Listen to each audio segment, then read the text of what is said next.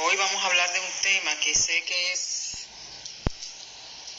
de mucho interés para muchas familias y de mucha preocupación. Hola chicas, hola. Del tema de cómo estimular el lenguaje ya desde el entorno familiar. Qué bueno que están por acá. Saludos a todas. ¿Por qué escogí este tema como primero del live? De los lives que voy a estar haciendo próximamente. Porque realmente el tema del lenguaje y de habla es una preocupación que siempre tenemos la familia sobre todo niños con autismo. Pero importante es saber que hablar no es lo mismo que tener lenguaje. Y lo digo por experiencia propia, porque yo tuve un tiempo que me preocupaba mucho de que Luis que aprendiera a hablar. Y perdí tiempo y dinero en terapia de habla, en terapia de lenguaje. Digo que perdí tiempo y dinero porque Luis todavía no estaba preparado para recibir ese tipo de terapia porque él no tenía intención comunicativa. Entonces es importante que nosotros como que vayamos por etapas, por fases, reconocer en qué punto están nuestros niños hola Magdalena, para ir trabajando en base a ese proceso que ellos mismos están llevando. Entonces, voy a poner mis lentes para poder leer. En lugar de preocuparnos tanto para que hable, debemos más bien ocuparnos de que se comuniquen por cualquier vía. La comunicación es un proceso que se da no solamente a nivel verbal. Puede haber comunicación seña, o sea, nosotros sabemos que hay muchas formas de tener lenguaje. Entonces, procuremos que nuestros hijos comiencen a tener intención comunicativa más que otra cosa. ¿Cómo se logra esto? Bueno, pues en el entorno familiar se logra de diferentes formas. Primero, hablándole. A hablar se aprende hablando. A tener lenguaje se aprende copiando modelos de comunicación. A veces creemos que nuestros niños, como a veces entendemos que no nos están escuchando o algo, hablamos poco con ellos. Una cosa es hablar de ellos y otra cosa es hablar con ellos. Entonces es hablar con ellos hasta cuando estamos viendo televisión, por ejemplo, interactuar, comentarlo lo que está pasando o en la película o en los muñequitos, ir incentivando, aunque él esté mudo, aunque él no esté diciendo ninguna palabra. Es también procurar que no solamente se comunique para responder un comando, como dice, un mandato. ¿Por qué? Porque eso no es un lenguaje social. Nosotros también, el lenguaje cumple una función, un rol social. Nuestros niños con autismo, por lo general, son llevados a terapias y la terapia lo que buscan es que él responda a un comando, que responda a un estímulo. Pero la vida es más que eso, el día a día es más que eso. Entonces, es importante que nosotros también, para fomentar la intención comunicativa como base del lenguaje, fíjense que no digo habla, es que nosotros no estemos constantemente anticipando las necesidades de nuestros niños, poniéndosela, como decimos en buen dominicano, demasiado fácil. ¿Por qué? Ese es otro error que cometemos y que yo también en su momento pues también lo viví. Es que siempre sabemos los horarios de nuestros niños cuando tienen hambre, cuando tienen sed, cuando tienen una molestia. Y vivimos constantemente anticipando esos momentos y resolviéndole cada situación. Entonces, si a mí o a nosotros, a cualquiera de nosotros nos resuelven esas situaciones, pues no, ¿para qué me comunico? Si todo lo tengo resuelto antes de que yo pueda pronunciar una palabra o comunicar de alguna manera que tengo una necesidad. Esos son aspectos importantes y que muchas veces nosotros vamos teniendo en el día a día que ir corrigiendo ese tipo de conductas como padres. Entonces, algo también muy importante, cuando nuestros niños tienen ecolalias, a las ecolalias también le podemos buscar un sentido.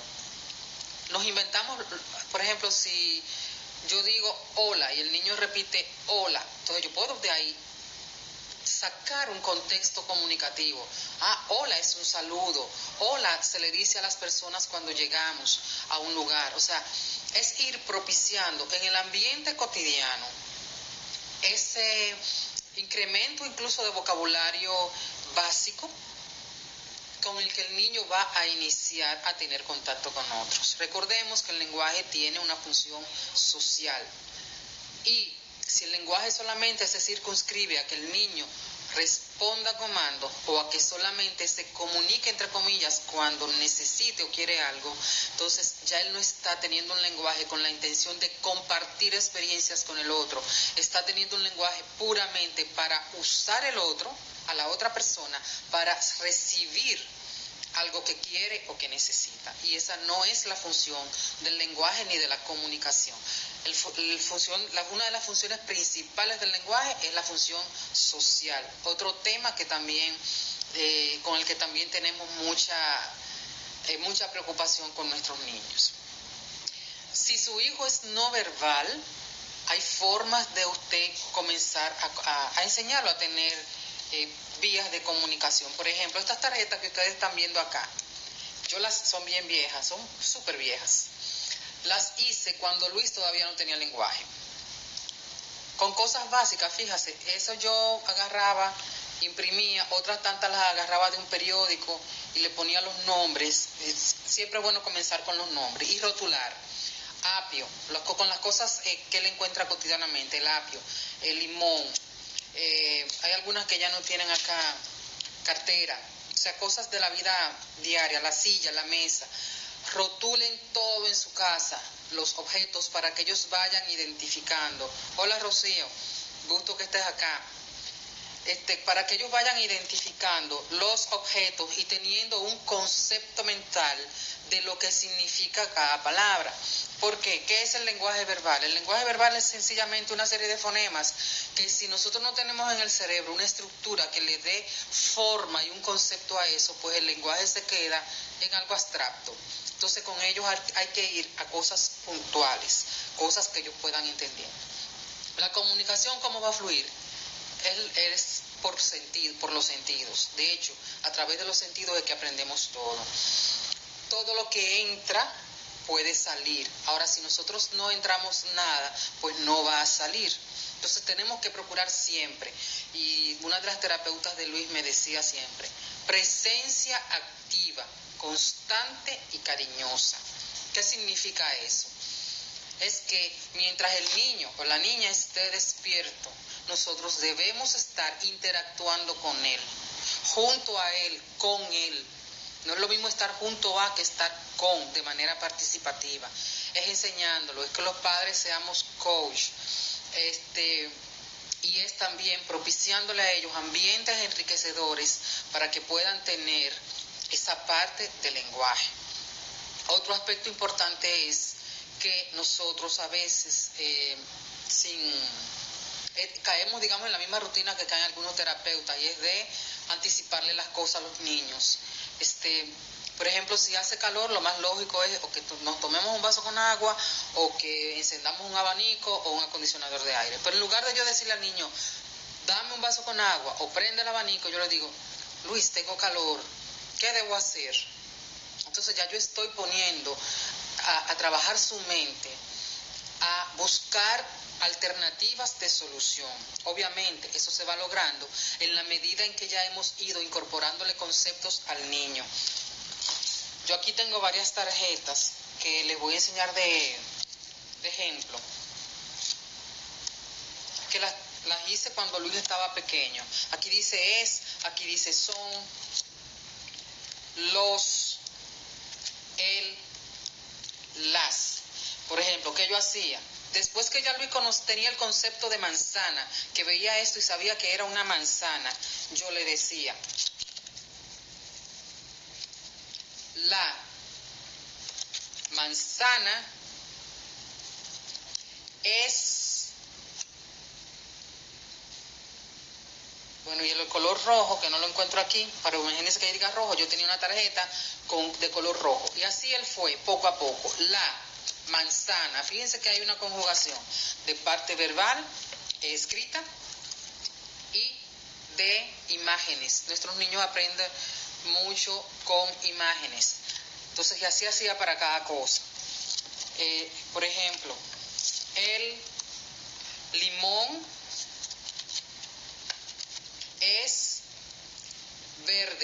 Fíjese que aquí tiene también el nombre verde. Algunas no tienen la palabra debajo porque ya Luis lo dominaba. Lo que le quiero decir con esto es que con cosas que tenemos a mano en la casa, esto lo hacía yo en mi casa. Yo tengo con una impresora, con una plastificadora, esto lo hacía yo con recortes de periódicos o con cosas que yo imprimía desde internet. Y yo le hacía los pictogramas porque yo no podía pagar el precio de un pictograma. Entonces, en principio los pictogramas deben tener debajo su nombre para que el niño identifique el concepto y lo asocie con la palabra. Por lo que le decía ahorita, fonema, sin asociarlo a una imagen, es un concepto muy abstracto para nuestros niños. Sí, voy a guardar el video con gusto. Entonces, y así con situaciones, por ejemplo, ¿cómo está el semáforo? Verde. Entonces, ¿qué hago si está en verde? Pues cruzo. Tengo las manos sucias, ¿qué hago? Lavo las manos. O sea, es ir en el contexto, en el ambiente, digamos, normal donde el niño se desenvuelve, ir creando este tipo de ayudas visuales, porque son un gran apoyo. Con las ayudas visuales, no es que las constituyamos en un bastón, son ayudas. Yo incluso llegué a tener pictogramas y un tablero tanto en mi habitación, en la habitación de Luis y en su salita de tareas, que es nuestra habitación de servicio. Pero en la medida que él fue adquiriendo vocabulario, yo fui eliminando esos conceptos que ya él dominaba. Si él dominaba, por ejemplo, el concepto ir al parque, pues yo quitaba el pictograma de ir al parque. ¿Por qué?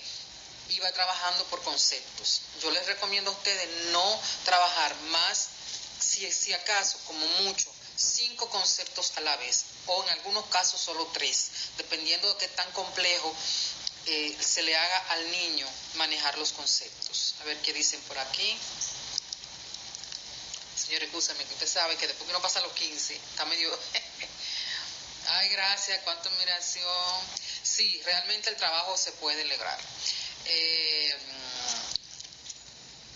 Living Blue Life. Mira, yo comencé con Luis estando pequeño, no te puedo precisar edad, pero yo entiendo que Luis debía tener algunos 5 o 6 años cuando yo comencé, y estas fueron las más básicas que yo hice con él.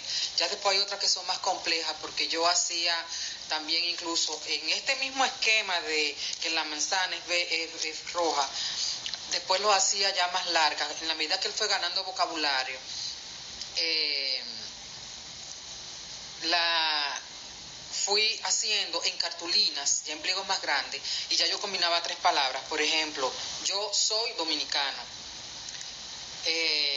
mi nombre es Luis, nací tal fecha. O sea, ya después que él fue manejando estos conceptos, lástima que no tengo aquí, las cartulinas sí las boté porque me ocupaba mucho espacio, pero se cortan las cartulinas en horizontal. Entonces tú vas poniendo, en la medida que el niño va teniendo mayor comprensión de las palabras, entonces tú vas haciendo estos juegos. Glenn Doman, busque Glenn Doman. Todo esto yo lo aprendí siguiendo y leyendo de Glenn Doman. Si ustedes buscan en Google, verán que hay tutoriales incluso de cómo hacer las tarjetas, las fichas, que ellos dan ya lo que llaman bit de inteligencia. Yo no tenía cómo pagar un bit de inteligencia, así que yo, siguiendo las mismas indicaciones de Glenn Doman, hice tarjetas para Luis. Hice tarjetas incluso con palabras, con las fichas que se usan para oficinas. Comencé con palabras cortas como yo, soy, sí, no, palabritas cortas de fácil entendimiento. Y ni siquiera Luis sabía leer. Pero él fue reconociendo la escritura. Comprensión global se llama eso. Busquen también comprensión global. Por ejemplo, cuando nosotros vemos esto, ¿qué hace nuestro cerebro? El cerebro no decodifica L-A-S, no, el cerebro entiende las, punto. Entonces, eso trabaja Glenn Doman. Glenn Doman propicia un lenguaje global, de que cuando el niño vea la palabra mesa, decodifica en su cerebro que ahí dice mesa. Sí, Rocío, se puede trabajar con los pictogramas a cualquier edad, dependiendo del nivel de lenguaje y de comprensión que tenga la persona. Hay muchachos que ya son más grandecitos que necesitan apoyo de pictogramas para algunas situaciones. Sí, se puede. Pues fíjate que no, Luis no tenía buena atención. Y ese es un buen punto que señalas, Liliana. La atención con Luis, como yo la fui trabajando, y es un excelente punto que tratas. A veces nosotros queremos dar terapias para lenguaje, pero si el niño tiene problemas de atención, si el niño tiene hiperactividad, no habrá terapia, llámese como se llame, que pueda ser efectiva. Hay que trabajar por etapas y por prioridades. Luis no tenía suficiente nivel de atención, entonces ¿qué yo hacía? Yo primero hacía actividades con él que captaran su interés, así fueran por 5 minutos, y estos tipos de cosas yo las iba incorporando poco a poco. A veces yo no podía salirme, en una semana no podía salirme, por ejemplo, de 2 conceptos. Yo iba a su ritmo, porque también eso es muy importante. A veces nosotros nos desesperamos y queremos que el niño aprenda según nuestras expectativas. Y no es así, es según su capacidad de aprendizaje, según su ritmo y según él esté preparado para ir recibiendo esos aprendizajes. Déjame ver por aquí si hay alguna otra preguntita. Otro aspecto muy importante que a veces se nos olvida es el hecho que el lenguaje, aunque no lo parezca, tiene que ver mucho con lo sensorial. Busquen también, les estoy dejando varias tareas, pirámide del neurodesarrollo. La integración sensorial juega un papel importantísimo en el proceso de lenguaje y posterior desarrollo del habla, lo que llegan a desarrollar el habla. ¿Por qué? Les explico por qué. Siempre creemos que hay solamente 5 sentidos. No, hay más de 5 sentidos. Parte de lo que ya conocemos está el sistema propioceptivo, el vestibular y el sistema interoreceptivo. Pero le voy a hablar aquí de 2 fundamentales. Del sistema propioceptivo, que tiene que ver con el sentido del cuerpo en relación a sí mismo, de sus movimientos y de las diferentes partes del cuerpo, y el vestibular, que tiene que ver con todo el tema del equilibrio. Fíjense cómo lo que llamamos normalmente motricidad gruesa tiene que ver con esa parte. Entonces, el habla es una actividad de motricidad fina, pero cada vez que hablamos, docenas de músculos del abdomen, del pecho, cuello, laringe, faringe, mandíbula, lengua, la cara y los labios trabajan en conjunto para una coordinación y secuencia precisas. Entonces, y eso depende mucho del sistema vestibular. ¿Por qué? Porque si el sistema vestibular tiene que ver con el sentido de equilibrio. ¿Cuál es el órgano primordial del sentido del equilibrio? Es el oído. Si no hay una adecuada percepción auditiva y procesamiento auditivo, el niño difícilmente pueda lograr desarrollar lenguaje o habla. Porque si no decodifica bien esos fonemas que escucha, pues no va a poder entender el concepto de esas palabras que le estamos diciendo. Entonces, ¿qué es lo que yo les recomiendo siempre? Primero hagan una evaluación de un fonoaudiólogo, un logopeda, para ver cómo están a nivel orofacial sus músculos. Incluso nos podemos dar cuenta a nivel de cómo el niño hace el proceso de masticación. En la masticación intervienen varios músculos que tienen que ver con la pronunciación, con la articulación. Entonces, si nosotros no vamos trabajando con nuestro niño por etapas, así como cuando estamos en la universidad, que una materia es prerequisito de otra, así va a pasar con ellos. Vamos a estar saltando cosas.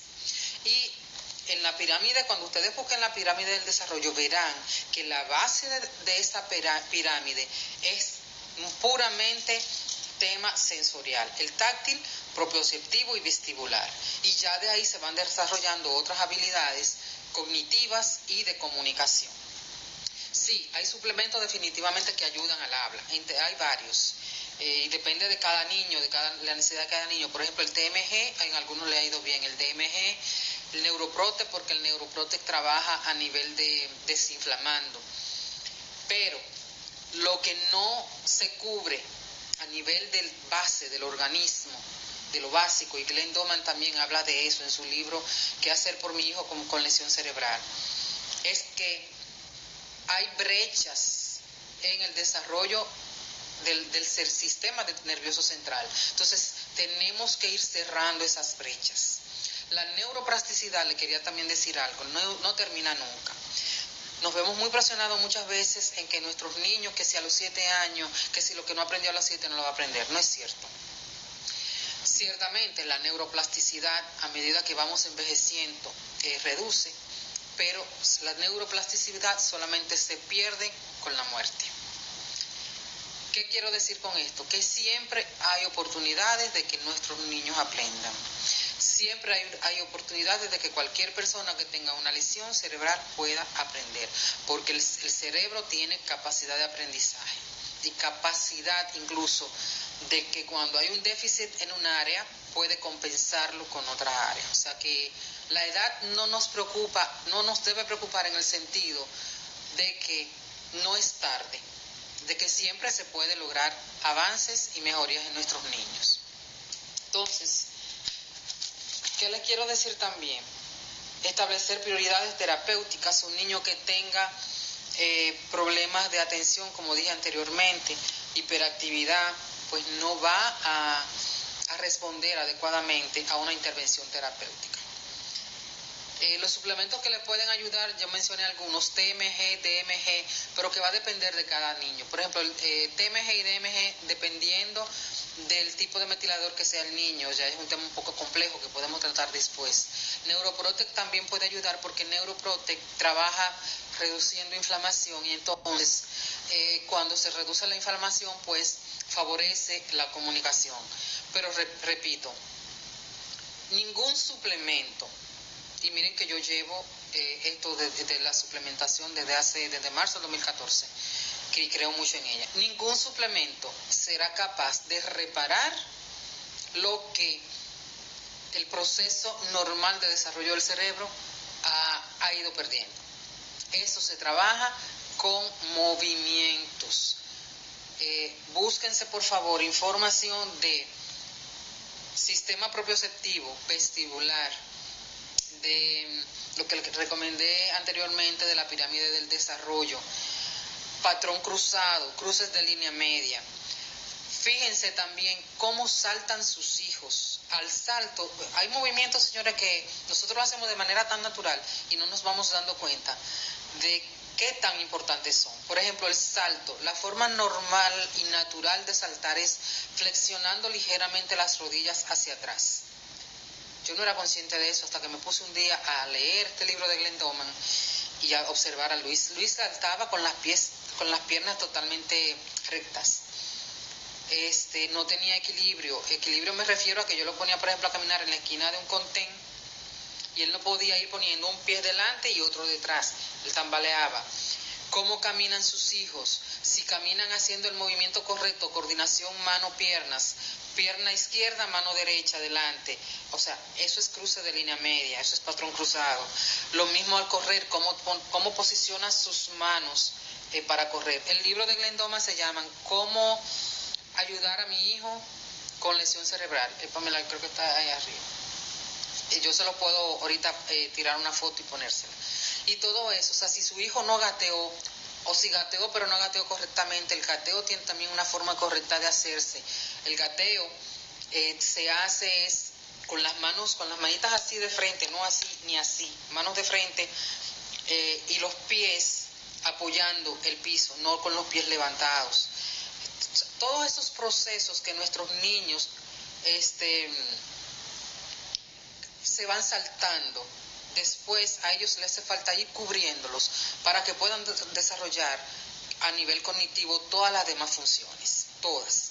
Entonces, ¿qué yo hice, por ejemplo, con Luis? Cuando yo me fui dando cuenta, y de esas deficiencias a nivel motor, yo me vine a dar cuenta hace apenas, 3 años, que un día me puse a fijar, él caminaba, parecía un soldadito caminando. y comencé a trabajar con él. Yo me iba con él aquí a un área, al Mirador del Sur, es un parque abierto.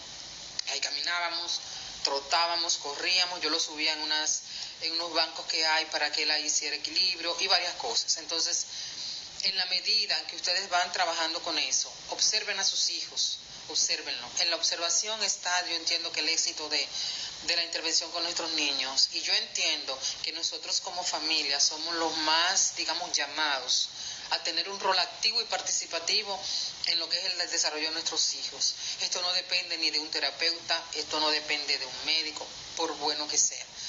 Si la familia no se involucra en los procesos con los niños, el avance que van a tener no va a ser el mismo o no va a ser consistente. Entonces, continuando con el tema del habla.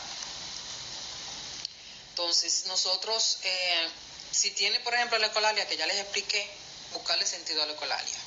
Incluso, si tiene algunas pronunciaciones y emite sonidos que parecen ser palabras, pero como que no se entienden las palabras, búsquele sentido a esas palabras y desarrolle con ella una comunicación, aunque usted entienda que sea una comunicación de una sola vía, porque él no le está respondiendo.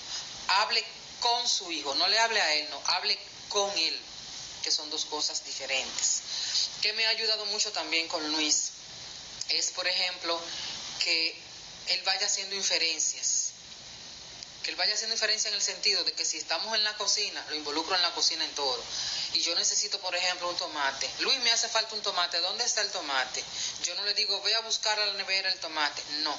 Obviamente, después que él ha manejado todos estos conceptos que yo le hablé anteriormente, porque al niño hay que ir, o sea, después que usted tiene conceptos afianzados en el niño, entonces ya con esos conceptos que él tiene aprendido, usted va desarrollando estrategias para que él vaya manejando el concepto en diferentes contextos. Me pregunta por aquí de caminar en puntilla.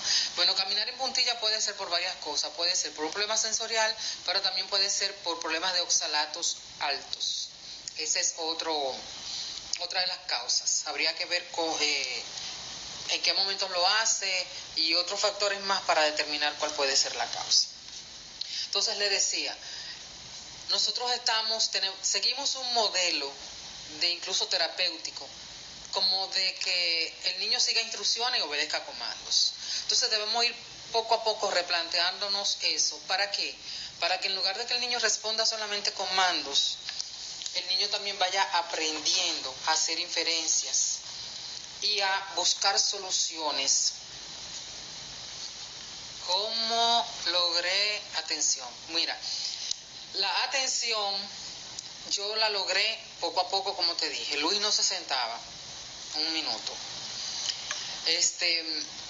Yo comencé a trabajar la atención con Luis con ejercicios. Hay unos ejercicios muy, muy sencillos, muy prácticos, que eran como tipo crucigrama. Crucigrama obviamente sin los comandos de letra, eran como con recuadros que él tenía que simular, por ejemplo, un patrón. Yo comencé con él con cosas muy simples de acuerdo a su edad. Entonces, eso se llaman fichas de atención. Puedes buscar así, Liliana, fichas de atención. Y fui trabajando con él. Y también el libro Lectoescritura Síndrome Down. Ese libro yo siempre lo recomiendo, aunque fue hecho para chicos con síndrome de Down. Déjenme decirle que a mí me resultó un mundo con ese libro, porque va desde lo más básico de los primeros gráficos, de primera grafía, hasta el proceso ya final de lectoescritura. Y es bien, bien explícito. De hecho, muchas de estas imágenes, varias de estas y otras que tengo por allí, las saqué de ese libro. Como te decía, la atención, como yo la trabajé, pues así poco a poco. Yo nunca esperé que él, como él era tan hiperactivo, yo nunca esperé que él comenzara de un inicio a tener una atención de media hora, porque de un niño que no se sienta, yo pretender que él se siente por media hora, pues es mucho pedir. Entonces yo fui trabajando por bloques de tiempo. Primero 5 minutos, nos manteníamos una semana en esos primeros 5 minutos de atención y ya después fui incrementando los tiempos en las actividades que generaban atención. Si entre set y set había que Hola Rosana, si entre set y set en esa actividad yo tenía que parar porque ya lo notaba que se estaba aburriendo, que se estaba cansado, pues entonces yo hacía un pequeño receso y después volvía. Y usaba para ello, por ejemplo, señora, yo tenía tarjeta para todo. Cuando iba a trabajar, después yo esta tarjeta la fui modificando y fui haciendo tarjetas ya con su propia imagen. Cuando tenía que estar sentado, o sea, yo le daba su break, porque es importante cuando tenemos un niño con problemas de falta de atención y de hiperactividad, no saturarlo. Tenemos que ir, como yo siempre digo, trabajando en sus tiempos sin perder nuestro objetivo. Mi objetivo era que él tuviera atención. Para mí un logro era que se concentrara al menos 5 minutos. Yo con eso me conformaba. Entonces iba trabajando, reforzando esa parte, y que bien lo hiciste, mucho reforzador social, con él usé, el que bien, un aplauso, mira, te ganaste una estrellita y no sé cuánto, y eso a mí me funcionó. Pero lo importante en esto es conocer a sus niños. Ustedes conocen mejor qué funciona con sus niños en términos de motivarlos y de reforzarlos. A mí con Luis me funcionaban perfectamente bien los reforzadores sociales y ofrecerle alguna que otra salida. Por aquí hay el Neuroprotect se consigue hay una página, tengo que buscar la página que no recuerdo el nombre, pero si googlean Neuroprotect le va a salir la página. En Amazon lo venden también, pero yo no lo compraba en Amazon, yo lo compraba directamente en la página que hacía Neuroprotect. A ver qué otra pregunta hay más por acá. Bueno, señora Valenzuela, si su hijo todo el tiempo camina en puntilla, puede ser eso, por problema sensorial, o puede ser un tema de oxalatos. No sé si usted está con la alimentación, pero eso incide mucho. A ver quién más está por acá para no dejar preguntas.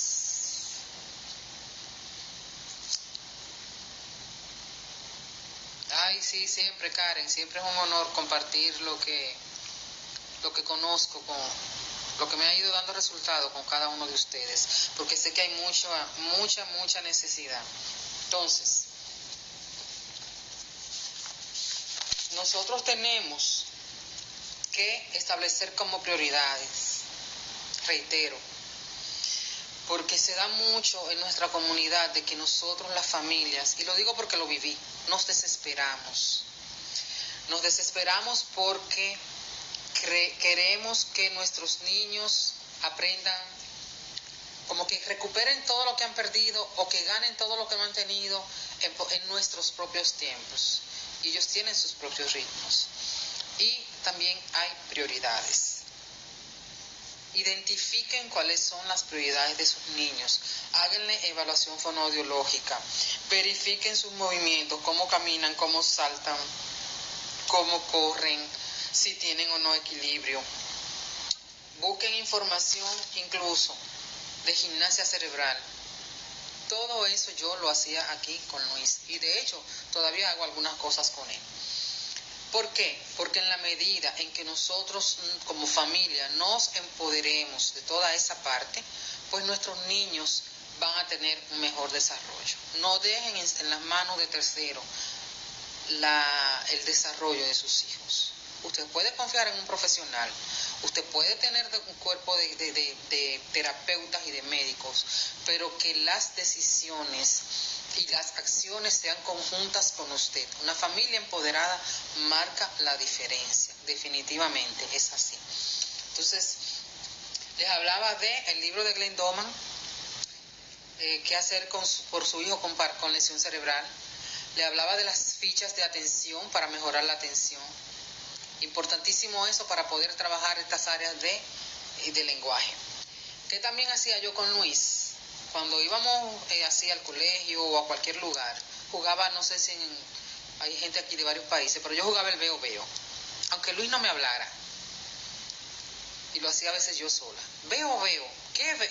Yo misma me respondía y decía, ¿qué ves? Veo allá un árbol grande, por ejemplo. Entonces yo le fui dando vocabulario a Luis.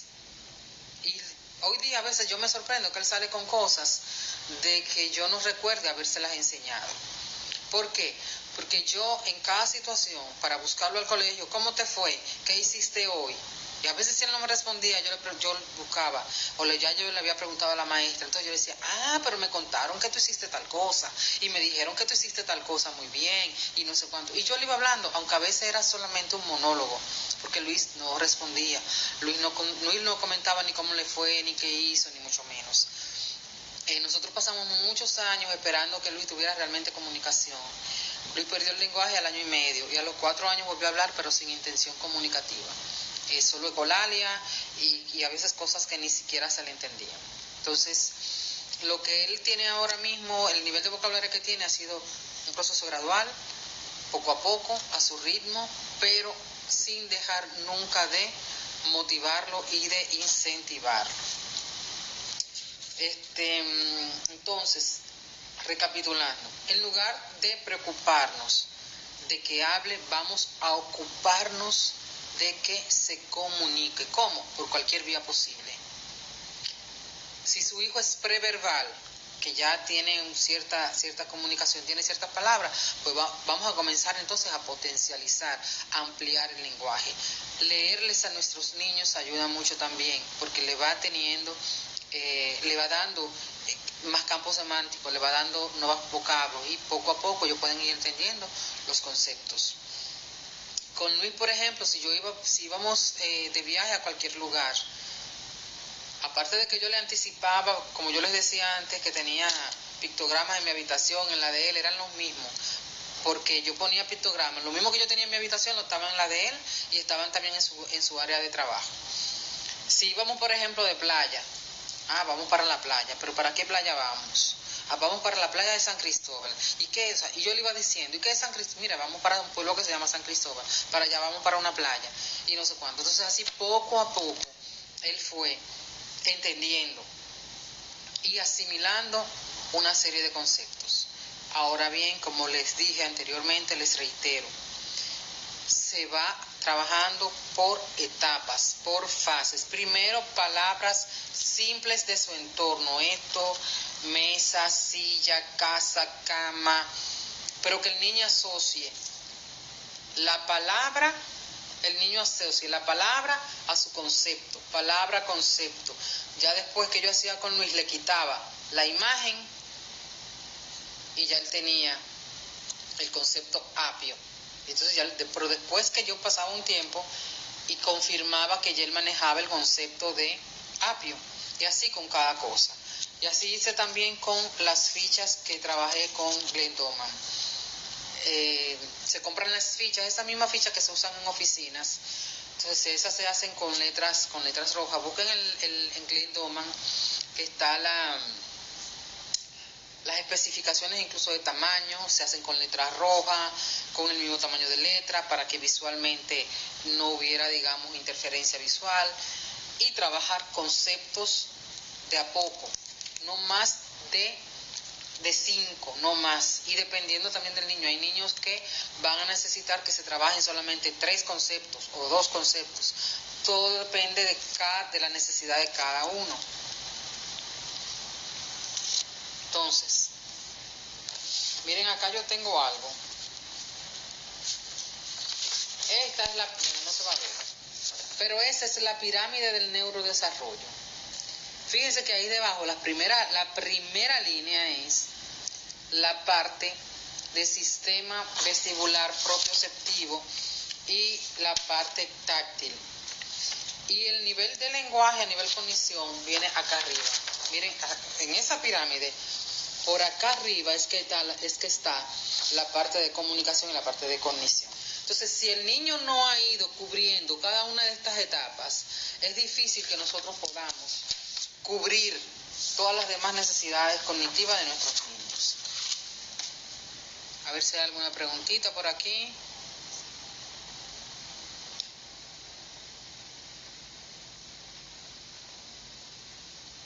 Suplemento, ya respondí acá. No, Ileana, Luis no tenía buena atención en ese momento. Entonces, $25. Karenina dice acá que la laminadora para laminar o plastificar es una herramienta 1 así en las familias en autismo. En Amazon tiene precio en $25. Excelente información, Karen, muchas gracias. Las actividades las respondí.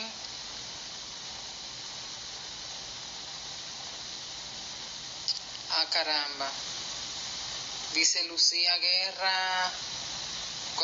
Sí, voy a guardar el video, no te preocupes. Así cuando tengas luz lo puedes ver.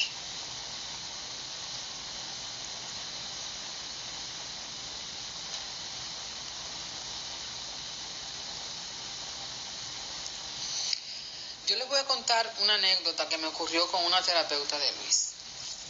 A mí me pareció en aquel momento muy duro, pero luego entendí por qué lo hizo y lo agradezco infinitamente.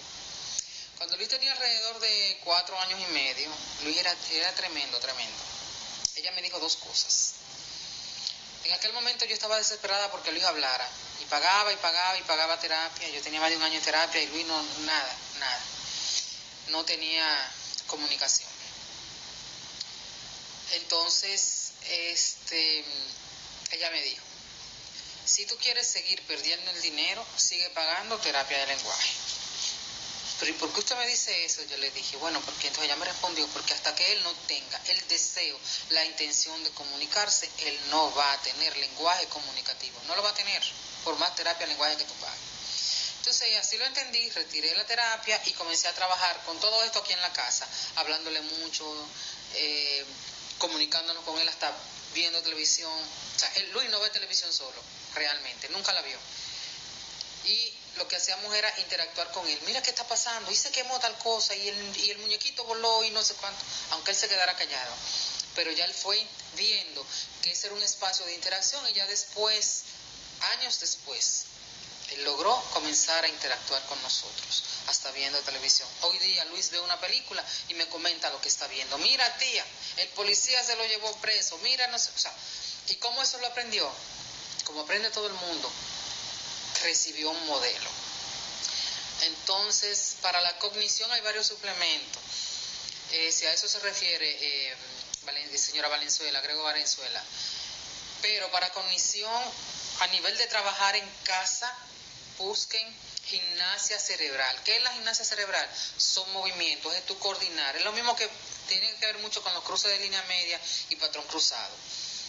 Actividades que le pongan a trabajar y a interconectar los 2 hemisferios cerebrales, ayuda a los procesos cognitivos. Yo veo muchas familias que en los grupos de apoyo en que estoy, que para todo quieren un suplemento. Todo no lo resuelve un suplemento. Lo que nosotros tenemos que estar claros, que nuestros niños han tenido un proceso de desarrollo con brechas. Entonces, esas brechas nosotros tenemos que ir cerrándolas. Los suplementos ayudan, claro que sí, pero un suplemento jamás te va a cubrir una deficiencia de un proceso de neurodesarrollo si nosotros no vamos trabajando a la par. Por eso es que yo hablo de intervención integral, donde estemos con la alimentación, con los suplementos, pero también haciendo las terapias. Y cuando habla de terapia no significa que estén en manos de terapeutas. Luis, por ejemplo, no va a un terapeuta desde noviembre del 2017 y todo eso lo estoy trabajando yo. Entonces, terapias y trabajo con ellos en casa, eso ayuda para la cognición. Las fichas de atención también. Discriminación y percepción visual también ayudan mucho al proceso de cognición. O sea, con ellos hay que comenzar con lo más básico. El libro que le hablé anteriormente de lectoescritura síndrome Down tienen justamente toda esa parte. Primeros trazos, tiene discriminación visual. También busquen en Google discriminación auditiva. ¿Para qué? Para que sus hijos puedan, cuando escuchen una bocina de un vehículo, eso es un vehículo, o aquello es una sirena, o esto es un inodoro que se está descargando, o aquello es un caballo, o sea, discriminación auditiva, discriminación visual, eso ejercita la función cognitiva. El cerebro crece con el uso, y el cerebro, mientras más divertido y más, digamos, apasionante sea el proceso de aprendizaje, el niño capta y recibe mejor la información. Entonces, Ileana dice, hablarte de estar con ellos. ¿A esto te refieres con este último comentario? Bueno, estar con ellos no es lo mismo que estar junto a. Eso también me lo enseñó esta terapeuta. Yo puedo estar junto a ti sin estar contigo. Estar con él significa estar interactuando constantemente con él. No estar juntos los dos viendo televisión en una cama o sentado en un sillón. No, es interactuar con él. Que él sienta que yo estoy aquí interactuando constantemente.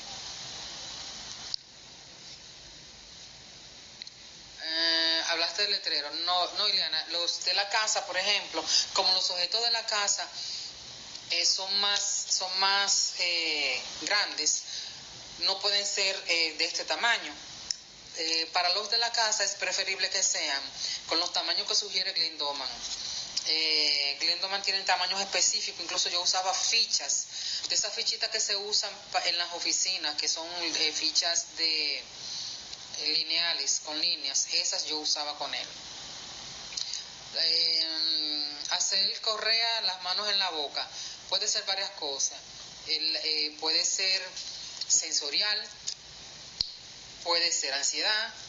Habría que identificar en qué momentos lo hace, cómo lo hace, para entonces poder buscar una causa, pero puede ser por diferentes motivos. No, quelación no he hecho y no creo que haga. ¿Por qué? No porque sea mal, porque hay muchas formas de quelar. Pero el proceso de quelación, aunque nuestros niños están, sí, con metales y demás, también hay un proceso que es de desintoxicación. Cuando nuestros niños no han tenido una intervención biomédica, pues sus órganos detox, sus canales detox no están, digamos, totalmente libres. Y eso les impide a ellos entonces eliminar también metales. Entonces, en la medida en que ellos van recuperando la salud y el equilibrio en su organismo, pues pueden ir recuperando también esa función de desintoxicación. Dicho esto, significa que no todos los niños con autismo o no todos los jóvenes con autismo van a necesitar una quelación. En algunos casos es probable que el propio organismo se restaure de tal forma que sea capaz de eliminar esos desechos. En otros casos sí es necesaria la quelación. Y no es tampoco de los primeros pasos que se hace, sino que la quelación ya es prácticamente de los últimos procesos, porque hay que tener el organismo lo suficientemente limpio de patógenos como para entrar a un proceso de quelación. Y la quelación también tiene una preparación previa y post, porque en la quelación podemos estar sacando metales, pero también elementos esenciales y minerales. Entonces se hace falta calcio, magnesio. De hecho, el doctor William Shaw, en su libro de tratamiento biomédico más allá de lo básico, lo habla, y en el libro también de tratamientos efectivos contra el autismo también habla de esa parte de la quelación. Déjame ver, ¿quién más?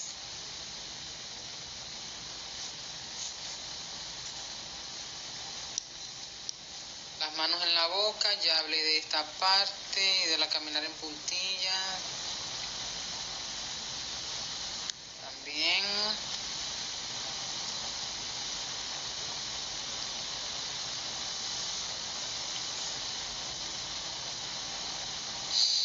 Para la cognición, aparte de los actividades que le hablé, porque el enfoque de este live de hoy es básicamente irnos a lo que la familia en el entorno puede hacer.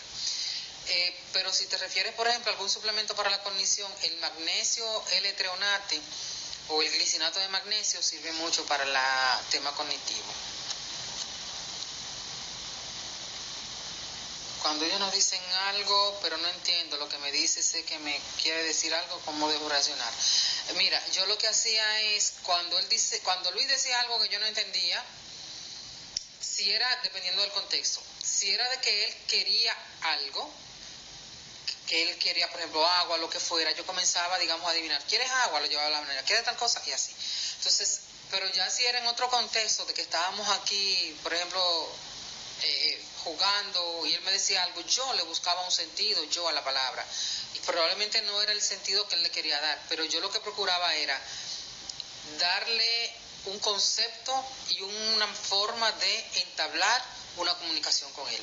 Ahora, Si era un tema de que él quería expresar una necesidad, eso nosotros siempre lo identificamos. Entonces yo procuraba identificar cuál era la necesidad que él quería expresar. Por ejemplo, con el agua. Entonces cuando yo iba, ¿quieres agua? Entonces yo le decía, agua, pero me bajaba a su nivel y le daba el vaso. Y así lo fui trabajando con él. Pero es siempre buscar, y eso es lo que se llama escucha activa. Con Luis también trabajé danzas circulares. ¿Qué son las? Busque también información de danzas circulares. ¿Para qué me sirvió esto? Cuando Luis estaba más aislado, más ausente, pues esto me sirvió para trabajarle a él el concepto de que él formaba parte de un entorno familiar, de que nosotros éramos su familia, de que él era parte de la familia, de que él no estaba aislado. ¿Y cómo lo hacíamos? Eso mismo es una danza y es circular.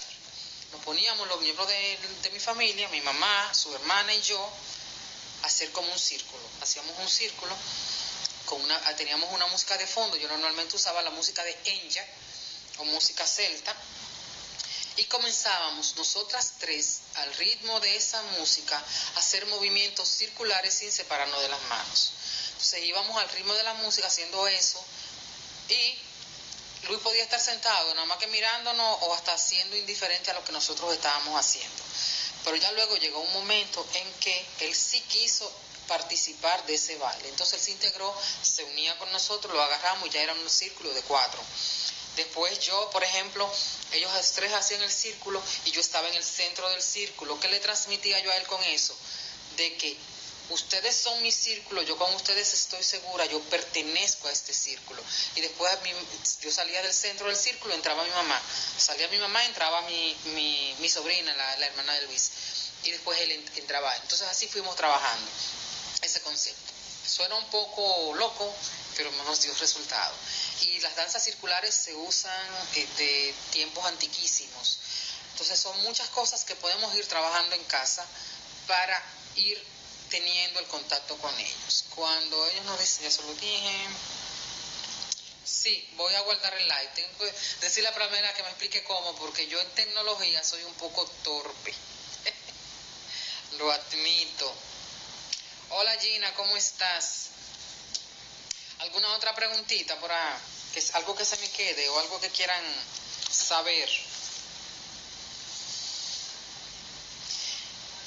Voy a retomar el tema sensorial porque desafortunadamente es un tema que solamente lo abordamos cuando el niño o la niña vemos que tiene problemas con las texturas, con los sonidos, pero el tema del lenguaje, el tema de habla tiene mucho que ver con lo sensorial. No olviden eso. Si usted no trabaja esa parte, incluso aquí hay madres que hacen terapia sensorial con sus hijos, de integración sensorial, en la medida en que su hijo procese adecuadamente los estímulos del exterior, en esa medida él puede ir desarrollando otras habilidades. Si ese proceso no se da, entonces van quedando brechas en el desarrollo. Y una de las partes que hay que trabajar mucho con estos niños es la parte del movimiento. Miren, si ustedes me preguntaran a mí hoy de qué me arrepiento o qué haría diferente, bueno, no me arrepiento de nada. Pero ¿qué haría diferente? Muchas cosas. Luis, siendo pequeño, tenía una agenda más apretada que cualquier funcionario. Luis vivía de terapia en terapia, era de lunes a viernes en terapia. Eso lo estresaba a él, me estresaba a mí. Tiempo de juego muy reducido, porque por mi trabajo, que a veces yo tenía que trabajar hasta fines de semana, de cuando en cuando podíamos ir al parque, cosas, no realmente la cantidad de tiempo de juego y de movimiento que necesita un niño. Entonces nosotros nos enfocamos mucho, tantísimo, en que nuestros niños avancen, y nos enfocamos solamente en terapias, de ir a un sitio a que esté sentado mirando tarjetas, y nos olvidamos de lo más importante, de que son niños, de que el niño necesita tiempo de juego y tiempo de movimiento, tiempo hasta de caer si das un entrallón, porque hasta de eso aprende de los riesgos, aprende de los peligros. Entonces, obviamente, peligros controlados, riesgos controlados, no es que lo vamos a exponer, pero ¿cómo nosotros aprendimos? Así fue que aprendimos nosotros, jugando con nuestros primos, con nuestros amigos, saltando, brincando, montándonos en columpio. Entonces, hoy día nosotros tenemos muy poco tiempo, nuestros niños tienen a veces poco tiempo en ese tipo de actividades que son vitales para su desarrollo cognitivo. No estoy de acuerdo con el uso de las tablets. Yo sé que hay mucha tecnología. Ahora bien, cuando hay un tema de lenguaje, hay algunas personas que sí necesitan un apoyo de la tecnología. Las personas que son no verbales y tienen la tecnología como un medio de comunicación, pues perfecto. Pero niños que estén todo el tiempo conectados solamente con la intención de que estén tranquilos o de que tengan un entretenimiento allí, no.